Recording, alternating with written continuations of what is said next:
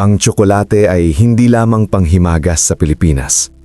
Ito ay pasalubong, regalo, pang-snack ng mga bata, comfort food kapag pagod ka.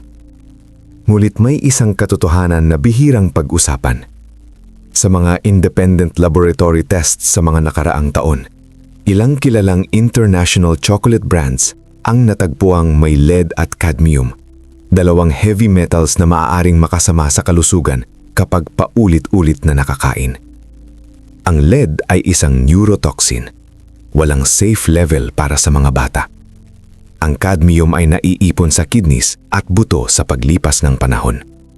At ang mas nakakabahala, ang ilan sa mga brand na ito ay ibinebenta rin dito sa Pilipinas. Hindi ito obscure imports. Ito ang mga chocolate bars na makikita mo sa grocery, sa convenience store, at sa online shopping apps. Bukod sa heavy metals, ang global cocoa industry ay matagal nang nasasangkot sa mga ulat ng child labor sa West Africa, kung saan nanggagaling ang malaking bahagi ng cocoa beans ng mundo. May mga kaso na umabot pa sa pinakamataas na korte sa Amerika. Hindi lahat ay nagresulta sa parusa. Ngunit ang mga dokumento at investigative reports ay malinaw. Ang child labor ay hindi isolated issue. Habang kumakain tayo ng tsokolate bilang treat, may mga batang nagtatrabaho sa ilalim ng araw. May hawak na itak, nagbubuhat ng mabibigat na sako ng cocoa pods. At ang mga kumpanyang ito ay kumikita ng bilyong-bilyong dolyar bawat taon. Ngayon, hindi natin sinasabing bawat piraso ng tsokolate ay mapanganib. Ngunit kapag ang testing ay nagpapakita ng measurable heavy metals at ang sourcing ay may paulit-ulit na issue sa transparency, hindi ba't karapat-dapat tayong magtanong? Ngayong gabi, pag-uusapan natin ang 8 chocolate brands na dapat pag-isipan ng mabuti bago gawing regular na snack sa bahay. May ilan dito na nakamarket pa bilang dark o mas healthy option. Ngunit sa testing, sila pa ang may mas mataas na heavy metal levels. Manatili hanggang dulo dahil ang brand number 8 ang may pinakamataas na naitalang kontaminasyon sa mga sinuring produkto. Simulan natin. Numero 1, Hershey's. Iconic, pero may mabibigat na tanong. Ang Hershey's ay halos simbolo ng tsokolate. Matagal na itong nasa merkado, kilala, abot kaya, at ibinibenta rin dito sa Pilipinas. Ngunit, sa independent laboratory testing sa US market, natagpuan ang lead at cadmium sa ilang Hershey's chocolate products sa antas na lumampas sa mahigpit na safety thresholds para sa regular consumption. Ang lead ay hindi dapat nasa katawan ng bata. Kahit maliit na exposure ay maaaring makaapekto sa pag-aaral, pag-uugali at brain development. Ang cadmium naman ay hindi basta lumalabas sa katawan. Naiipon ito sa kidneys at buto. At ang mas nakakagulat, hindi ito isolated incident. Ilang dark at milk chocolate samples mula sa malalaking kumpanya ay may measurable contamination. Ang tanong ngayon, kung global ang sourcing ng cocoa at ang parehong brand ay ibinebenta sa Pilipinas, gaano tayo kasigurado na mas mababa ang level dito? Walang inilabas na hiwalay na laboratory data sa Pilipinas, ngunit walang garantiya na magkaiba ang cocoa sourcing para sa bawat bansa. Bukod sa heavy metals, may isa pang issue. Ang karamihan sa mass market milk chocolate bars ay may mas maraming sugar kaysa cocoa. Ang unang sangkap ay kadalasang sugar, hindi cocoa butter, sugar. Ibig sabihin, ang kinakain ng mga bata ay hindi high-quality chocolate, kundi candy na may kaunting cocoa. At pagdating sa sourcing transparency, matagal nang nasa ilalim ng pressure ang industriya dahil sa child labor report sa West Africa. Ang Hershey's at iba pang malalaking kumpanya ay naglabas ng sustainability commitments. Ngunit ang mga investigative reports ay patuloy na nagtatanong kung sapat ba ang verification at enforcement sa mga farm. Hindi ito conspiracy, ito ay documented global issue. Ang punto ay simple. Kung ang produkto ay may heavy metals findings sa testing, kung may supply chain controversy, at kung ang pangunahing sangkap ay sugar, hindi ba't dapat mas maingat tayong mga consumer? At tandaan, ang tsokolate ay hindi kinakain isang beses lang. Ito ay snack, pangbaon, pangregalo, paulit-ulit. Sa susunod, pag-uusapan natin ang isa pang global giant na mas malawak pa ang controversy pagdating sa child labor allegations. Numero 2. Nestle. Matagal lang nasa gitna ng child labor controversy. Ang Nestle ay isa sa pinakamalalaking food corporation sa mundo. Ang kanilang mga chocolate products tulad ng Crunch at iba pang branded bars ay mabibili rin sa Pilipinas. Ngunit pagdating sa cocoa sourcing, ang pangalan ng Nestle ay paulit-ulit na lumilitaw sa mga ulat at legal filings na may kaugnayan sa child labor sa West Africa. Sa loob ng mahigit 2 dekada, may mga kaso at investigative reports na nag-aakusa na ang ilang cocoa sa supply chain ng malalaking kumpanya ay nagmula sa mga farm kung saan nagtatrabaho ang mga bata. Ilan ay wala pang 15 taong gulang. Ang ilan sa mga kasong ito ay umabot pa sa pinakamataas na korte sa Amerika. Hindi nagkaroon ng final liability ruling, ngunit hindi rin nabura ang pangunahing tanong. Sapat ba ang ginagawa ng mga kumpanya upang tiyakin na walang child labor sa kanilang supply chain?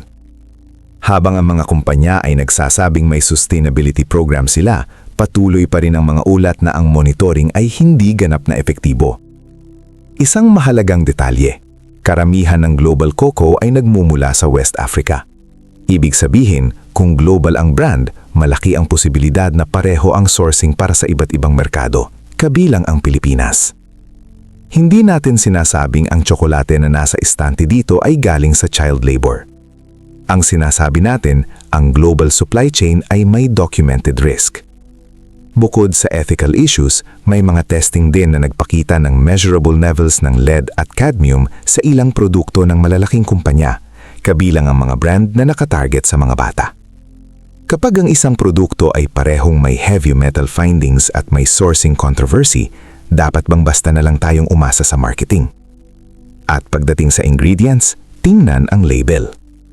Maraming mass market chocolate bars ang may sugar bilang unang sangkap, corn syrup, artificial flavor, vegetable oils. Ang cocoa content ay kadalasang mas mababa kaysa sa inaakala ng consumer.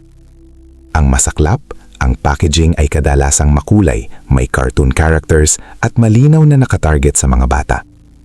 Kapag ang target market ay bata, mas mataas ang responsibilidad. Sa susunod, pag-uusapan natin ang isa pang malaking international brand at ang usapin ng artificial dyes, additives at palm oil. Numero 3. Mars, M&M's, Snickers at ang tanong sa additives at sourcing. Ang Mars Incorporated ang gumagawa ng ilan sa pinakasikat na chocolate products sa mundo. M&M's, Snickers, Milky Way, Twix. At oo, mabibili rin ang mga ito sa Pilipinas. Sa ingredient analysis ng ilang produkto sa US market, may ilang bagay na dapat pag-isipan ng mabuti. Una, artificial food dyes. Ang M&M's ay kilala sa makukulay nitong coating. Ngunit ang mga kulay na ito, tulad ng Red 40, Yellow 5, Yellow 6, Blue 1, ay synthetic dyes. Sa Europa, ang ilang produktong may ganitong dyes ay kinakailangan may warning label dahil sa posibleng koneksyon sa hyperactivity sa mga bata ayon sa ilang pag-aaral. Sa US at sa Pilipinas, pinapayagan ng mga ito basta pasok sa regulatory limits. Ngunit ang tanong ay hindi lamang legal ba ito, kundi kailangan ba talaga ito? Bakit kailangang petroleum-derived dyes ang ilagay sa tsokolate na pangunahing kinakain ng mga bata? Ikalawa, ingredient composition. Sa maraming mass market bars, ang unang sangkap ay sugar, hindi cocoa butter, sugar. Kasunod nito ay corn syrup o vegetable oils. Kapag mas maraming sugar at mas konting cocoa solids, mas mababa ang nutritional value at mas mataas ang glycemic load. Ikatlo, heavy metals. Sa ilang independent testing sa US, may mga dark chocolate products mula sa iba't ibang malalaking brand na nagpakita ng measurable lead at cadmium. Tulad ng nabanggit kanina, mas mataas ang posibilidad nito kapag mas mataas ang cocoa content. Hindi ito nangangahulugang bawat produkto ay mapanganib, ngunit ipinakita nito na hindi perpekto ang quality control sa industriya. Ika-4, palm oil. Ang ilang confectionery products ay gumagamit ng palm oil o palm kernel oil. Ang global palm oil industry ay matagal nang inuugnay sa deforestation at habitat destruction sa Southeast Asia, kabilang ang ilang bahagi ng rehiyon natin. May mga kumpanya na nagsasabing sustainable ang kanilang palm oil sourcing, ngunit ang verification at enforcement ay patuloy na pinagdedebitahan. Kapag pinagsama mo ang artificial dyes, mataas na sugar, vegetable oils at documented sourcing concerns, hindi ba't may karapatan tayong maging mas mapanuri? At tandaan, ang mga brand na ito ay hindi niche imports. Ito ang mga produkto na nakikita ng mga bata sa checkout counter. Sa susunod, pag-uusapan natin ang isang brand na madalas iregalo tuwing Valentine's at Pasko at kung bakit may mga tanong tungkol sa tunay na kalidad ng kanilang chocolate. Numero 4. Russell Stover. Regalo ba talaga o murang formulation lang? Kapag Valentine's Day o Pasko, madalas nating makita ang mga kahon ng tsokolate na may gold foil at eleganting packaging.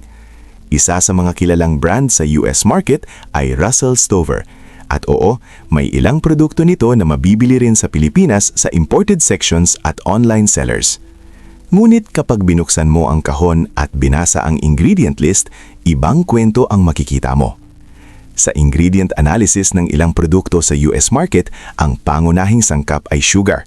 Kasunod nito ay corn syrup at vegetable oils, hindi cocoa butter. Kapag ang cocoa butter ay pinalitan ng palm kernel oil o iba pang vegetable oils, ang produkto ay technically compound chocolate, hindi traditional chocolate. Legal ito, pinapayagan ito. Ngunit malinaw ang pagkakaiba sa kalidad. Ang compound chocolate ay mas mura gawin, mas matagal ang shelf life at mas stable sa init. Ngunit iba ang texture at lasa kumpara sa tunay na tsokolate na may mataas na cocoa butter content. Isa pang concern na madalas banggitin sa consumer reviews ay ang paggamit ng artificial vanilla sa halip na natural vanilla extract. Ang artificial vanillin ay maaaring gawa sa synthetic sources. Muli, legal. Ngunit ito ay cost-saving measure. Kapag ang produkto ay marketed bilang premium box chocolate, ngunit ang formulation ay heavily optimized para sa presyo, dapat bang tawagin itong high quality? May isa pang practical na usapin. Ang mga box chocolates ay dinisenyo para tumagal sa istante ng ilang buwan. Ibig sabihin, maaaring hindi ito fresh mula sa factory. Hindi ito spoilage issue, kundi flavor degradation sa paglipas ng panahon. Sa Pilipinas, kung imported ang produkto, may dagdag pang shipping at storage time bago makarating sa consumer. Hindi ito automatic na problema, ngunit ito ay factor na dapat isaalang-alang. Kapag pinagsama mo ang mataas na sugar, vegetable oils sa halip na cocoa butter, artificial flavoring, mahabang shelf life, ang tanong ay simple, binabayaran ba natin ang kalidad o ang packaging? Hindi natin sinasabing mapanganib ang produkto. Ang sinasabi natin, huwag magpaloko sa kahon. Sa susunod, pag-uusapan natin ang isang brand na kilala sa holiday-shaped chocolates at kung bakit hindi lahat ng mukhang tsokolate ay legal na chocolate. Numero 5. Palmer. Mukhang tsokolate, pero tsokolate ba talaga? Tuwing Pasko at Easter, makikita sa ilang imported sections at online shops sa Pilipinas ang mga holiday-shaped treats mula sa Palmer. Mga kuneho, Santa at iba pang makukulay na figure. Mukhang tsokolate, amoy tsokolate, pero kapag binasa mo ang label, ibang usapan. Sa US food standards, ang isang produkto ay maaari lamang tawaging chocolate kung ang pangunahing fat component nito ay cocoa butter. Kapag pinalitan ito ng palm kernel oil o ibang vegetable oils, hindi na ito maaaring legal na tawaging tsokolate. Kadalasan, ang label ay chocolatey o chocolate flavored. Sa ilang produkto ng Palmer, ang unang sangkap ay sugar, kasunod ang palm kernel oil. Ang cocoa solids ay nasa ibabang bahagi ng listahan. Ibig sabihin, mas marami ang asukal at vegetable oil kaysa tunay na cocoa. Legal ito, pinapayagan ito, ngulit malinaw ang pagkakaiba sa pagitan ng tunay na tsokolate at chocolate-flavored candy. Bakit ito ginagawa? Dahil mas mura ang vegetable oils kaysa cocoa butter, mas matagal din ang shelf life, mas stable sa mainit na klima tulad ng sa Pilipinas. Ngunit ang tanong ay hindi kung legal ba ito. Ang tanong ay alam ba ng consumer ang pagkakaiba? Maraming magulang ang bumibihi ng holiday chocolates bilang treat para sa mga bata. Ngunit kung ang produkto ay pangunahing sugar at palm oil, dapat bang ituring ito bilang simpleng candy kaysa tsokolate? Ang packaging ay cute, makulay, target ang mga bata. Pero kapag binasa mo ang ingredient list, malinaw na hindi ito high cocoa product. Isa pang punto, ang ganitong uri ng produkto ay hindi kilala sa transparency pagdating sa cocoa sourcing. Wala ring malakas na public commitment sa ethical supply chain kumpara sa ilang fair trade brands. Hindi ito akusasyon, ito ay obserbasyon batay sa publicly available ingredient information at labeling standards. At kapag pinagsama mo ang minimal cocoa, mataas na sugar at vegetable oils, malinaw na ito ay cost-driven formulation. Sa susunod, pag-uusapan natin ang isang brand na kilala sa classic box chocolates at eleganteng presentasyon, ngulit may mga tanong tungkol sa freshness at ingredient quality. Numero 6. Whitman's, eleganteng kahon, pero ano ang laman? Ang Whitman's Sampler ay isang klasikong box chocolate brand sa Amerika. Makikita rin ito minsan sa imported goods section sa Pilipinas at sa online sellers. Sa unang tingin, premium ang dating, gold foil, eleganteng design, parang high-end na regalo. Pero kapag tiningnan mo ang ingredient list at formulation style, may ilang tanong na lumilitaw. Una, chocolate coating. Sa ilang varieties, ang coating ay hindi purong cocoa butter chocolate, kundi compound coating. Ibig sabihin, gumagamit ng vegetable oil sa halip na cocoa butter. Ito ay mas mura at mas matibay sa init. Sa Pilipinas, kung saan mainit ang klima, mas stable nga ito. Ngunit iba ang texture at lasa kumpara sa tunay na tsokolate. Ikalawa, cream centers. Maraming feeling ang gumagamit ng sugar, corn syrup at artificial flavoring bilang pangunahing sangkap. Ang tunay na prutas o tunay na cream ay kadalasang minimal. Hindi ito illegal, standard practice ito sa mass production. Ngulit kapag ang produkto ay nakamarket bilang premium gift chocolate, dapat bang mas mataas ang kalidad ng sangkap? Ikatlo, shelf life. Ang mga box chocolates ay dinisenyo para manatili sa istante ng matagal. Ibig sabihin, maaaring ilang buwan na itong nakastock bago mabili. Ang preservatives at formulation adjustments ay tumutulong para hindi ito madaling masira. Ngunit kahit hindi unsafe, ang lasa at freshness ay maaaring hindi na optimal. Kapag imported pa ang produkto at may shipping time papunta sa Pilipinas, mas humahaba ang chain bago ito makarating sa consumer. Hindi ito automatic na problema, ngunit ito ay factor na dapat alam ng bumibili. Ikaapat, transparency. Sa mga mass market box chocolate brands, kadalasang limitado ang impormasyon tungkol sa cocoa sourcing. Walang malinaw na detalye kung saan galing ang beans o kung may third-party ethical verification. Sa panahon ngayon, kung saan documented ang global issues sa cocoa farming, dapat bang sapat na ang trust the brand? Ang packaging ay maaaring mukhang mahal, ngunit ang tunay na sukatan ay ang ingredient list.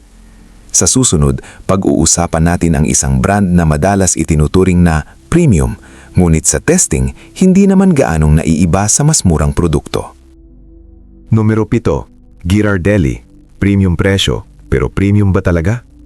Ang Ghirardelli ay madalas ituring na mas mataas ang kalidad kumpara sa karaniwang candy bars. Mas mahal, mas eleganteng packaging, mas dark ang image. At oo, mabibili rin ito sa Pilipinas. Ngunit sa independent laboratory testing sa international market, ilang dark chocolate products mula sa Ghirardelli ang nagpakita rin ng measurable levels ng lead at cadmium, katulad ng mas murang brands. Hindi ibig sabihin nito na unsafe ang bawat bar. Ngunit ipinapakita nito ang isang mahalagang katotohanan. Mas mataas na presyo ay hindi automatikong nangangahulugan ng mas mababang contamination. Ang cadmium ay natural na naaabsorb ng cocoa plants mula sa lupa. Mas mataas ang cocoa content, mas mataas ang posibilidad na mas concentrated ito sa final product. Kaya kapag ang produkto ay nakamarket bilang healthy or dark chocolate, dapat nating tanungin, ano ang kabuuang larawan? Bukod dito, sa ilang ingredient analysis, ang sugar content sa ilang dark varieties ay mas mataas kaysa inaasahan para sa premium chocolate. Ang paggamit ng soy lecithin bilang emulsifier ay normal sa industriya. Ngunit kapag masyadong marami, maaaring indikasyon ito ng cost optimization sa cocoa butter. Hindi ito illegal, ngunit hindi rin ito luxury level formulation. Numero 8. Hershey Special Dark, pinakamataas na contamination sa testing. Sa ilang independent testing na isinagawa sa US market, ang Hershey Special Dark ang isa sa mga may pinakamataas na combined lead at cadmium readings sa mga major brands. Ang irony, ito pa ang nakamarket bilang mas healthy dahil sa mas mataas na cocoa content. Ngunit mas maraming cocoa solids ay nangangahulugan din ng mas maraming lugar kung saan maaaring makonsentrate ang heavy metals. Kung regular itong kinakain, lalo na ng mga bata o buntis, dapat ba ito ang piliin? Hindi natin sinasabing agad itong itapon. Ang sinasabi natin, huwag gawing araw-araw na pagkain. Ano ang mas ligtas na approach? Piliin ang may malinaw na fair trade o ethically sourced certification. Basahin ang ingredient list, cocoa at cocoa butter dapat ang pangunahing sangkap. Iwasan ang sobrang artificial colors at additives. Huwag umasa sa branding, basahin ang label. Limitahan ang consumption, lalo na sa mga bata. Ang tsokolate ay maaaring treat, pero hindi lahat ng treat ay pareho ang kalidad. At kapag ang industriya ay kumikita ng bilyon-bilyon, hindi sila magbabago hanggat hindi nagbabago ang consumer. Kung nakatulang ang video na ito, pindutin ang like button. Mag-subscribe para sa mas marami pang investigative breakdowns ng mga produktong binibili natin araw-araw dito sa Pilipinas. I-share ito sa mga kaibigan at pamilya. At sabihin sa comments, anong chocolate brand ang madalas mong bilhin? Magbabago ka ba pagkatapos ng video na ito? Salamat sa panonood hanggang dulo. Maging mapanuri. Maging informed. Huwag basta magtiwala sa packaging.